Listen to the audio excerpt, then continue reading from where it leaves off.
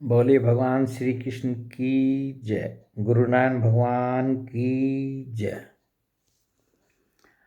अब हम श्रीमद् भागवत महापुराण के 12वें स्कंद के 8वें अध्याय में एक स्तुति आई है जो मार्कंडेय जी ने भगवान नरनारायण की थी।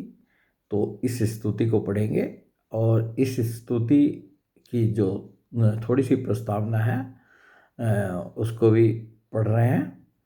तो एक बार जो है सोनक जी आदि ऋषियों ने जो है सूत जी से जो है पूछा कि भगवान जो है मार्कंडेय कि हमने सुना है कि मर्कंड ऋषि के पुत्र मार्कंडेय ऋषि चिरायु हैं और जिस समय प्रलय ने सारे जगत को निगल लिया था उस समय भी वे बचे रहे, परंतु सूत जी वे तो इसी कल में हमारे ही वंश में उत्पन्न हुए एक श्रेष्ठ भृगुवंशी है और जहाँ तक हमें मालूम है इस कल में अब तक प्राणियों का कोई प्रलय नहीं हुआ है। ऐसी स्थिति में यह बात कैसे सत्य हो सकती है।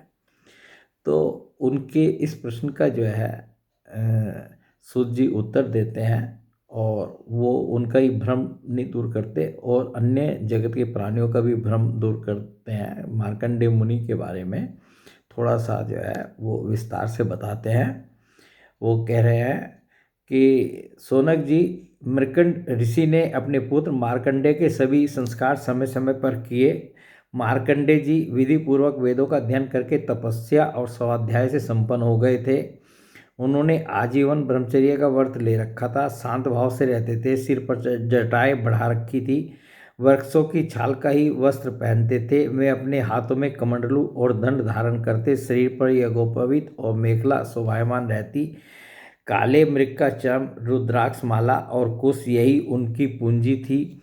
यह सब उन्होंने अपने आजीवन ब्रह्मचर्य व्रत की पूर्ति के लिए ही ग्रहण किया था। वे सायकाल और प्रातःकाल अग्निहोत्र, सूर्योपस्थान, गुरुवंदन, ब्राह्मण सत्कार, मानस पूजा और मैं परमात्मा का स्वरूप ही हूँ इस प्रकार की भावना आदि के द्वारा भगवान की आराधना करते हैं।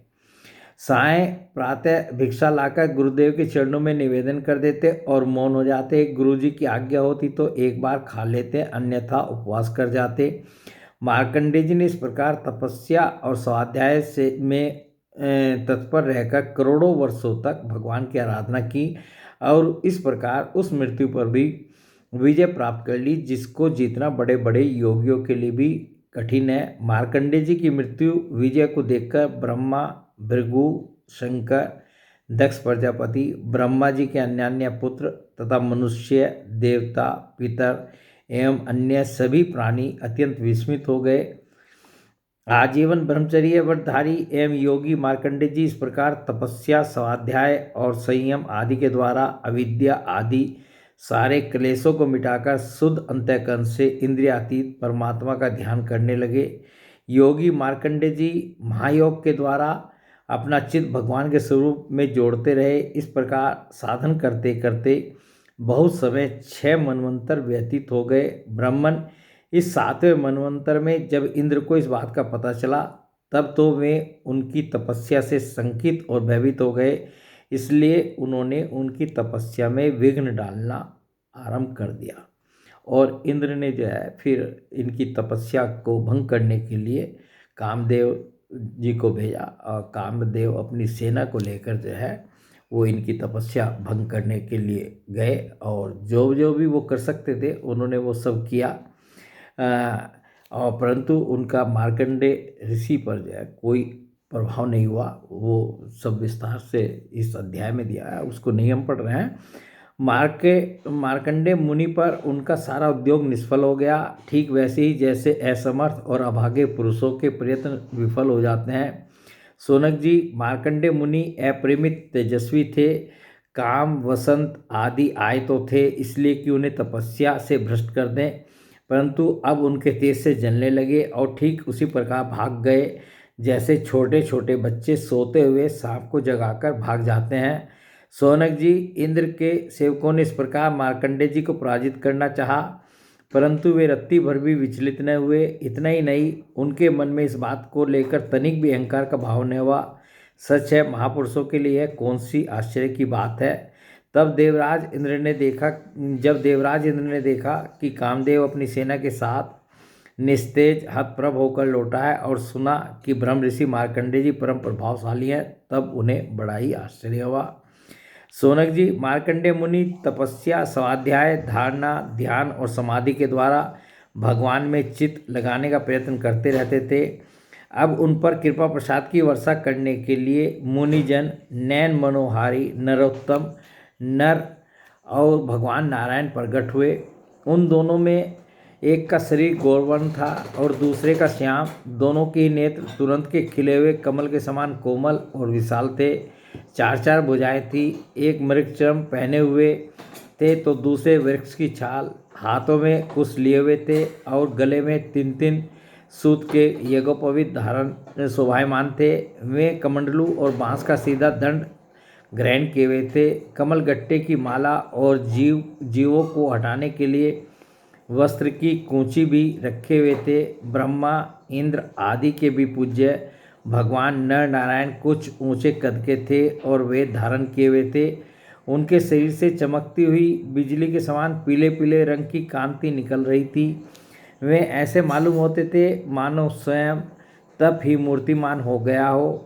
जब मार्कंडेय मुनि ने देखा कि भगवान के साक्षात स्वरूप नर नारायण ऋषि पधारे हैं, तब वे बड़े आदर भाव से उठकर खड़े हो गए और धरती पर दंडवत लौटकर साष्टांग प्रणाम किया। भगवान के दिव्य दर्शन से उन्हें इतना आनंद हुआ कि उनका रोम रोम, उनकी सारी इंद्रियां एवं अंतःकरण शांति के समुद्र में गोता खाने लगे। शरीर पुलकित हो गया, नेत्रों में आंसू उमड़ आए, जिनके कारण वे उन्हें भर आंख देख भी नहीं सकते। तदंतर वे हाथ जोड़कर उठ खड़े हुए। उनका अंग अंग भगवान के सामने झुका जा रहा था। उनके हृदय में उत्सुकता तो इतनी थी मानो वे भगवान का आलिंगन कर लेंगे। उनसे और तो कुछ बोला न गया। गदगद वाणी से केवल इतना ही कहा, नमस्कार नमस्कार। इसके बाद उन्होंने दोनों को आसन पर बैठाया, बड़े प्रेम से उनके चरण पखारे और अर्घ्य, चंदन, धूप और माला आदि से उनका पूजन करने लगे। भगवान नर नारायण सुखपूर्वक आसन पर विराजमान थे और मार्कंडेय जी पर कृपा प्रसाद की वर्षा कर रहे थे। पूजा के अनंतर मार्कंडेय मुनि ने उन सर्वश्रेष्ठ मुनि वेशधारी नर नारायण के चरणों में प्रणाम किया और यह स्तुति की। तो जो मार्कंडेय जी ने स्तुति की थी वो अब यहाँ से प्रारंभ होती है। मार्कंडेय मुनि ने कहा, भगवान, मैं अल्पज्ञ जीव भला आपकी अनंत महिमा का कैसे वर्णन करूं। आपकी प्रेरणा से ही संपूर्ण प्राणियों, ब्रह्मा, शंकर तथा मेरे शरीर में भी प्राण शक्ति का संचार होता है और फिर उसी के कारण वाणी, मन और इंद्रियों में भी बोलने, सोचने, विचारने और करने जानने की शक्ति आती है। इस प्रकार सबके प्रेरक और परम स्वतंत्र होने पर भी आप अपना भजन करने वाले भक्तों के प्रेम बंधन में बंधे हुए हैं। प्रभो, आप केवल विश्व की रक्षा के लिए ही जैसे मत्स्य, कूर्म आदि अनेकों अवतार ग्रहण प्रभो, आपने केवल विश्व की रक्षा के लिए ही जैसे मत्स्य, कूर्म आदि अनेकों अवतार ग्रहण किए हैं, वैसे ही आपने ये दोनों रूप भी त्रिलोकी के कल्याण, उसकी दुख निवृत्ति और विश्व के प्राणियों को मृत्यु पर विजय प्राप्त कराने के लिए ग्रहण किया है। आप रक्षा तो करते ही हैं, मकड़ी के समान अपने से ही इस विश्व को प्रकट करते हैं और फिर स्वयं अपने में ही लीन कर लेते हैं। आप चराचर का पालन और नियमन करने वाले हैं। मैं आपके चरण कमलों में प्रणाम करता हूँ। जो आपके चरण कमलों की शरण ग्रहण कर लेते हैं, उन्हें कर्म, गुण और काल जनित क्लेश स्पर्श भी नहीं कर सकते। वेद के मर्मज्ञ ऋषि मुनि आपकी प्राप्ति के लिए निरंतर आपका स्तवन, वंदन, पूजन और ध्यान किया करते हैं। प्रभो, जीव के चारों ओर भय ही भय का बोलबाला है, औरों की तो बात ही क्या। आपके काल रूप से स्वयं ब्रह्मा भी अत्यंत भयभीत रहते हैं, क्योंकि उनकी आयु भी सीमित केवल 2 प्रार्थ की है। फिर उनके बनाए हुए भौतिक शरीर वाले प्राणियों के संबंध में तो कहना ही क्या है। ऐसी अवस्था में आपके चरण कमलों की शरण ग्रहण करने के अतिरिक्त और कोई भी परम कल्याण तथा सुख शांति का उपाय हमारी समझ में नहीं आता, क्योंकि आप स्वयं ही मोक्ष स्वरूप हैं। भगवान, आप समस्त जीवों के परम गुरु, सबसे श्रेष्ठ और सत्य ज्ञान स्वरूप हैं। इसलिए आत्म स्वरूप को ढक देने वाले देह गेय आदि निष्फल, असत्य, नाशवान और प्रतीति मात्र पदार्थों को त्याग कर मैं आपके चरण कमलों की ही शरण ग्रहण करता हूँ। कोई भी प्राणी यदि आपकी शरण ग्रहण कर लेता है तो वह उससे अपने सारे अभीष्ट पदार्थ प्राप्त कर लेता है। जीवों के परम सुहृद प्रभो, यद्यपि सत, रज और तम ये तीनों गुण आपकी ही मूर्ति हैं, इन्हीं के द्वारा आप जगत की उत्पत्ति, स्थिति, लय आदि अनेकों मायामयी लीलाएं करते हैं, फिर भी आपकी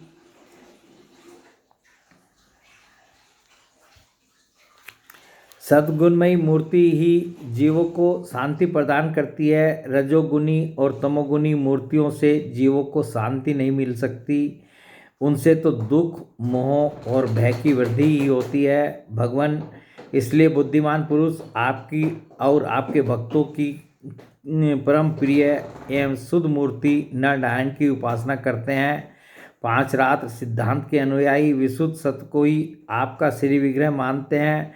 उसी की उपासना से आपके नित्य धाम वैकुंठ की प्राप्ति होती है।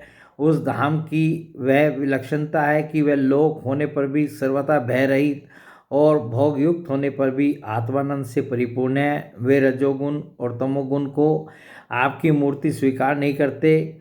भगवान, आप अंतर्यामी, सर्वव्यापक, सर्वस्वरूप, जगत गुरु, परम आराध्य और शुद्ध स्वरूप हैं। समस्त लौकिक और वैदिक वाणी आपके अधीन है। आप ही वेद मार्ग के प्रवर्तक हैं। मैं आपके इस युगल स्वरूप नरोत्तम नर और ऋषिवर नारायण को नमस्कार करता हूँ। आप यद्यपि प्रत्येक जीव की इंद्रियों तथा उनके विषयों में, प्राणों में तथा हृदय में भी विद्यमान हैं, तो भी आपकी माया से जीव की बुद्धि इतनी मोहित हो जाती है, ढक जाती है कि वह निष्फल और झूठी इंद्रियों के जाल में फंसकर आपकी झांकी से वंचित हो जाता है। किंतु सारे जगत के गुरु तो आप ही हैं, इसलिए पहले अज्ञानी होने पर भी जब आपकी कृपा से उसे आपके ज्ञान भंडार वेदों की प्राप्ति होती है, तब वह आपके साक्षात दर्शन कर लेता है। प्रभो, वेद में आपका साक्षात कराने वाला वह ज्ञान पूर्ण रूप से विद्यमान है, जो आपके स्वरूप का रहस्य प्रकट करता है। ब्रह्मा आदि बड़े बड़े प्रतिभाशाली मनीषी उसे प्राप्त करने का यत्न करते रहने पर भी मोह में पड़ जाते हैं। आप भी ऐसे लीला विहारी हैं कि विभिन्न मतवाले आपके संबंध में जैसा सोचते विचारते हैं, वैसा ही शील, स्वभाव और रूप ग्रहण करके आप उनके सामने प्रकट हो जाते हैं। वास्तव में आप देह आदि समस्त उपाधियों में छिपे हुए विशुद्ध विज्ञान घनी हैं। हे पुरुषोत्तम, मैं आपकी वंदना करता हूँ।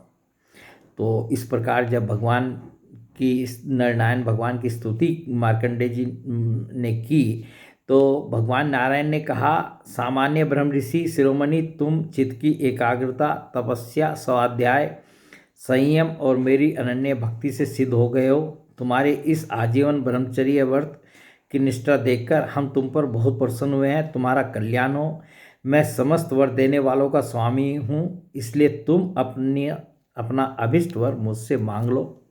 और मार्कंडेय जी ने क्या मांगा? मार्कंडेय मुनि ने कहा, देव देवेश शरणागत भयहारी अच्युत, आपकी जय हो, जय हो। हमारे लिए बस इतना ही वर पर्याप्त है कि आपने कृपा करके अपने मनोहर स्वरूप का दर्शन कराया। ब्रह्मा, शंकर आदि देवगण योग साधना के द्वारा एकाग्र हुए मन से ही आपके परम सुंदर शरीर चरण कमलों का दर्शन प्राप्त करके कृतार्थ हो गए हैं। आज उन्हीं आपने मेरे नेत्रों के सामने प्रकट होकर मुझे धन्य बनाया है। पवित्र कीर्ति, महानुभावों के शिरोमणि कमल नयन, फिर भी आपकी आज्ञा के अनुसार मैं आपसे वर मांगता हूँ। मैं आपकी वह माया देखना चाहता हूँ जिससे मोहित होकर सभी लोक और लोकपाल अद्वितीय वस्तु ब्रह्म में अनेकों प्रकार के भेद विभेद देखने लगते हैं। सूत जी कहते हैं, सोनक जी, जब इस प्रकार मार्कंडेय मुनि ने भगवान नरनारायण की इच्छानुसार स्तुति पूजा कर ली और वरदान मांग लिया, तब उन्होंने मुस्कुराते हुए, ठीक है, ऐसा ही होगा। इसके बाद वे अपने आश्रम बद्रीवन को चले गए।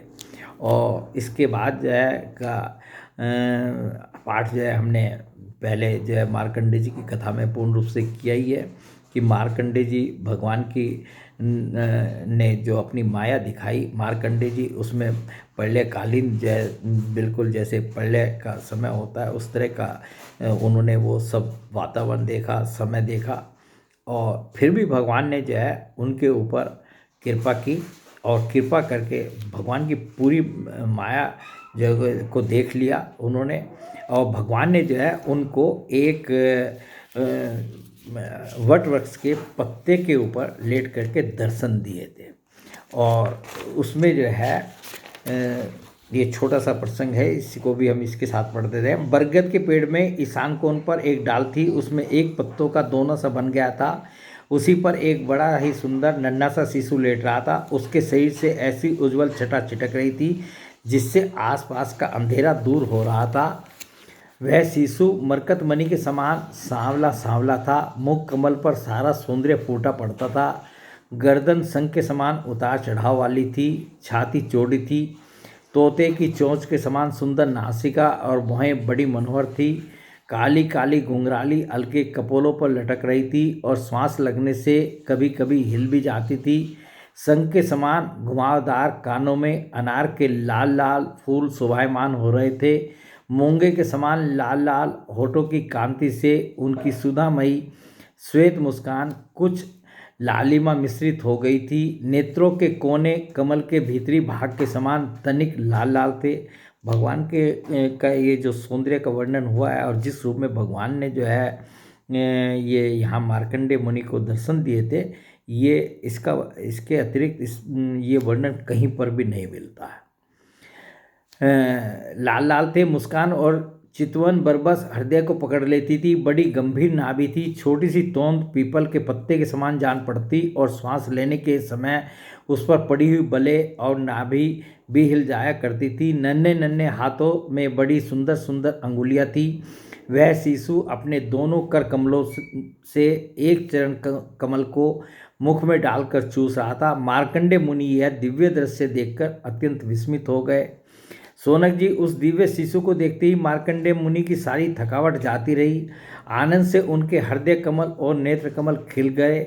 शरीर पुलकित हो गया। उस नन्हे से शिशु के इस अद्भुत भाव को देखकर उनके मन में तरह तरह की शंकाएं, यह कौन है इत्यादि आने लगे और वे शिशु से बातें पूछने के लिए उसके सामने सरक गए। परंतु वो तुरंत जो है जैसे ही वो वहाँ तक पहुँचे, वो शिशु जो है अंतर्ध्यान हो गया। भगवान ने अपने आप को अंतर्ध्यान कर लिया। और इस प्रकार जो है मार्कंडेय मुनि भगवान की माया देखकर बहुत थक गए थे। और बाद में उन्होंने देखा, जब भगवान ने अपनी माया हटा ली, कि वो वहीं पर है, वो उनका आश्रम है और वो सब कुछ है। तो ये जो है ये मतलब इसके साथ इसी मार्कंडेय मुनि जी की कथा में जो है उन्होंने जो भगवान शंकर की स्तुति की थी और उनसे जो वरदान प्राप्त किया था, उसका भी हम एक अलग से वीडियो बना रहे हैं। बोले भगवान श्री कृष्ण की जय। गुरु नानक भगवान की जय।